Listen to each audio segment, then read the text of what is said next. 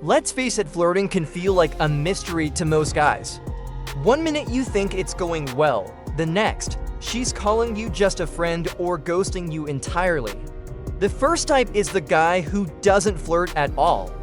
He's friendly, polite, and well-meaning, but that's exactly why he ends up in the dreaded friend zone. His conversations lack any romantic or emotional charge, and even if the girl liked him, she has no idea because he never makes a move. That confusion isn't your fault. No one ever sat you down and explained what flirting actually is or how to do it right. He overcompensates. Maybe he uses inappropriate compliments, awkward jokes, or gets nervous and clams up. He means well, but his delivery feels off, and instead of building chemistry, it creates discomfort. The answer is that flirting is how you communicate romantic interest in a subtle, playful, and emotionally charged way. No chemistry, no playfulness, no tension.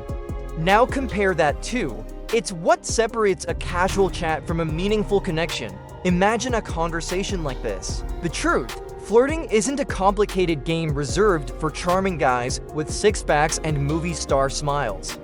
It's a skill. What's this guy about? That's the magic of flirting. It changes the tone from friendly to flirty, from neutral to emotionally engaging. And like any skill, it can be learned, practiced, and mastered. Being too direct, like saying you're hot, let's go out, removes any sense of mystery. You lay all your cards on the table, and she feels cornered or even objectified. That's why indirect flirting works so well. It keeps things open-ended and lets her imagination do the heavy lifting. Instead of saying, "You're gorgeous," you say, "You're trouble, aren't you?" Or instead of, "I want to kiss you," you say, "You're really trying to make me break my no flirting rule tonight, aren't you?" Women hear this all the time, and it doesn't set you apart. More importantly, they create plausible deniability. She doesn't have to admit she's into you, and you don't have to risk full rejection right away. You're both in a shared, playful space where romance can bloom without pressure. This technique is perfect for when a woman teases you or throws a challenge your way. Instead of getting defensive, you lean into it and take it to a ridiculous level. It shows confidence, emotional control, and a sense of humor. In fact, it can make it seem like you're desperate for her approval. Instead, focus on how she makes you feel. You're not flustered, you're having fun.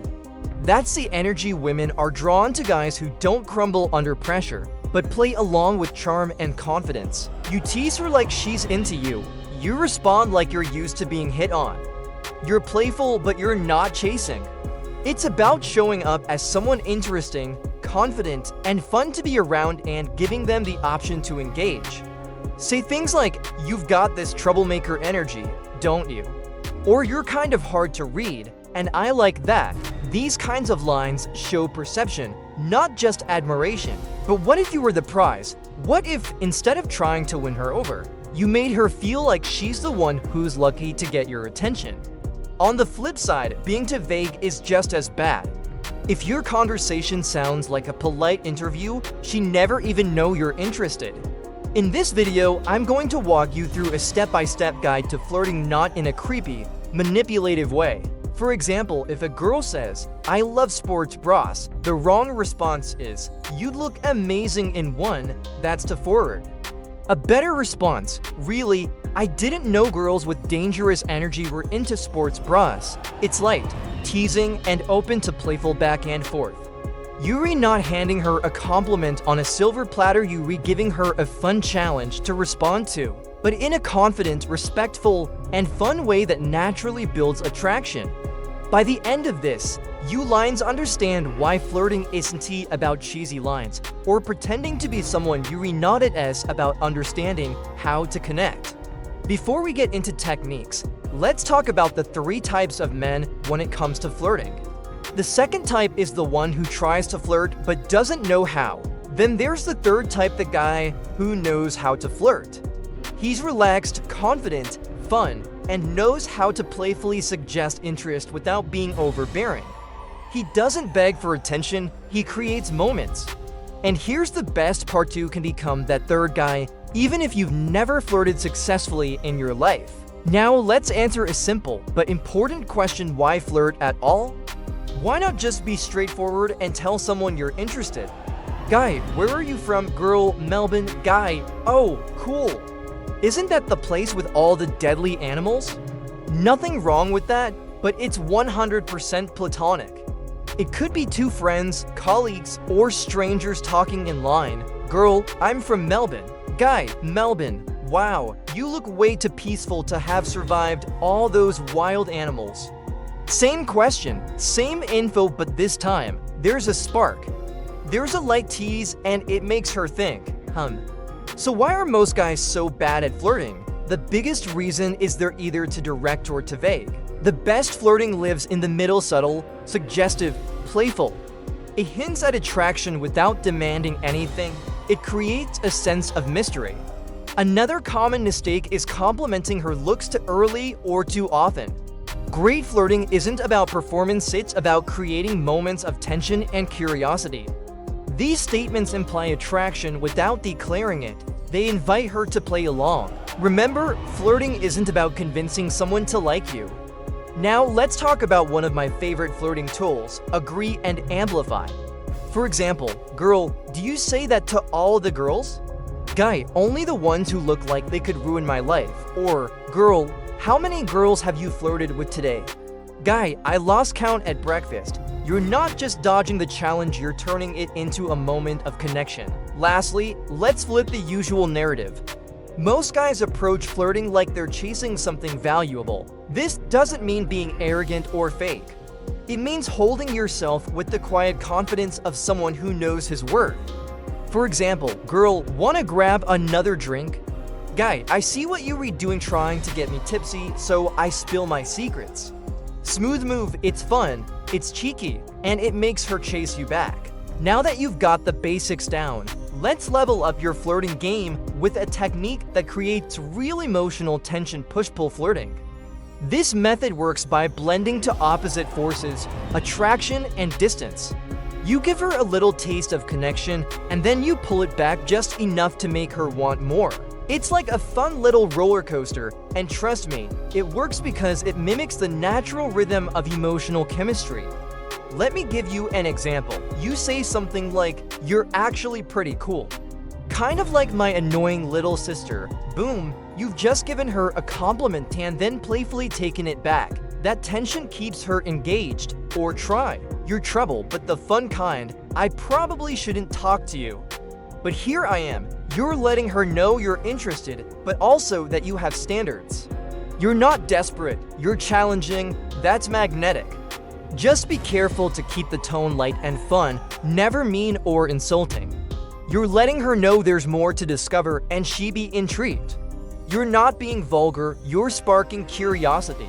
A flirty smirk, a pause before answering, or a look that lingers just a bit longer than usual, those are powerful tools. Hold eye contact a little longer than normal, not in a staring contest way, but just enough to make things feel charged.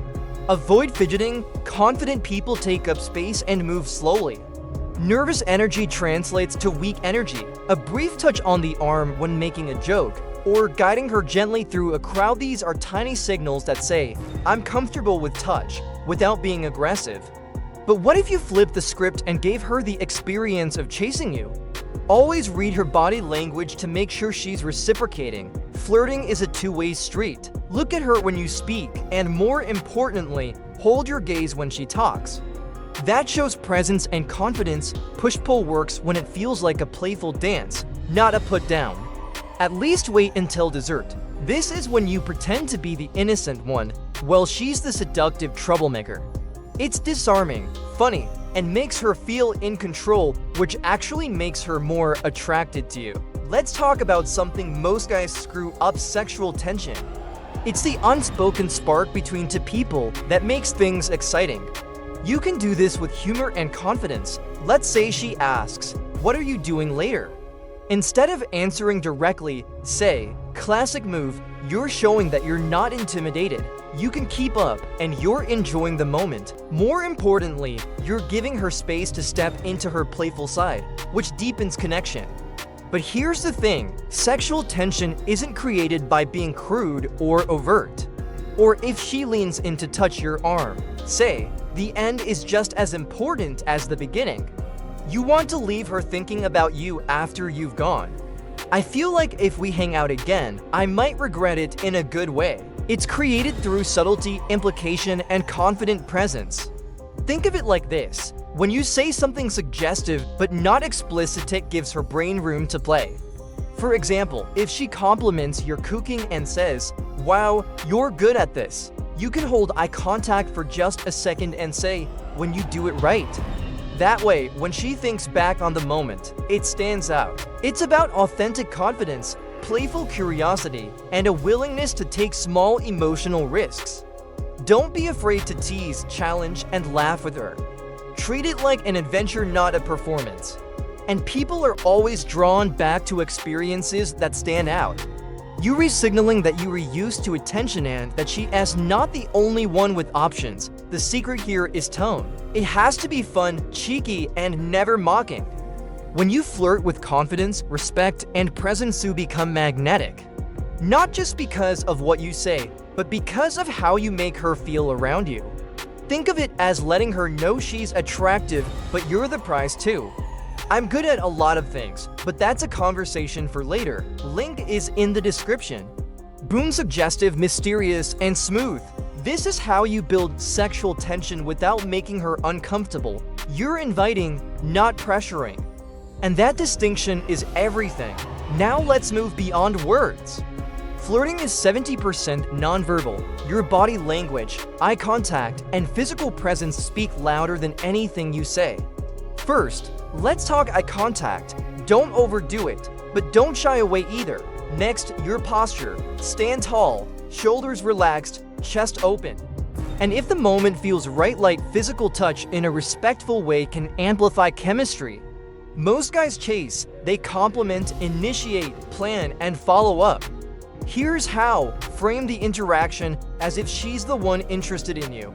Trying to escape the charming girl who's clearly plotting to steal my heart. You've just turned her question into a flirtatious compliment without directly complimenting her. Wow, already trying to seduce me. These playful accusations put the spotlight on her, while you stay centered and collected. Another high-level technique, playful role reversal. Let's say she talks about loving massages. Instead of saying, "I'd love one," you go, "You're trying to seduce me with your massage talk, aren't you?" Or she mentions liking whiskey, you respond, so you're trying to get me drunk and take advantage of me." These lines create a funny, unexpected dynamic. Finally, don't let the interaction just fizzle out. If you're wrapping up a conversation, try saying something like, "This was fun, you've got a chaotic energy I kinda like," or "You're dangerous, let's exchange numbers before I change my mind." It's not just about getting contact info, it's about framing the interaction as exciting and memorable. So to wrap it up, flirting isn't about magic lines or pretending to be someone you're not. Remember, flirting isn't something you do to someone. It's something you co-create with someone. And if you want to go deeper, I've created a full breakdown in my online course that takes you through the psychology of attraction, real-world flirting breakdowns, and how to build authentic connections from the first message to the first date. Until then, stay bold, stay curious, and go have fun, because flirting really is easy.